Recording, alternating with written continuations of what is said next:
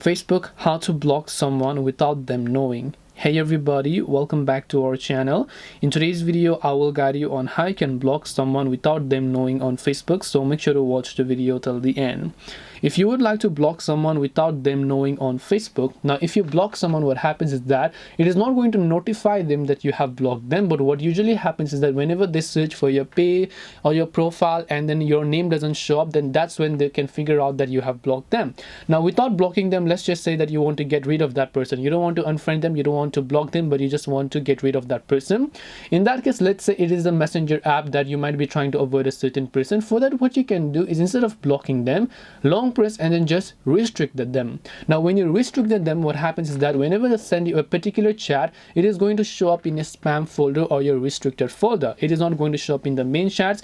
They're not going to know that you have just restricted them, unlike blocking, which is going to show a blank page on your profile. This is not called blocking. This is just like blocking. It's a bit different. You can avoid them without blocking them actually. So hope this video helped you guys. If it did help you, then make sure to leave a like and subscribe to our channel. If you have got any more questions, then feel free to also leave them down below. Thank you for watching till the very end of this tutorial, and see you soon in our next video.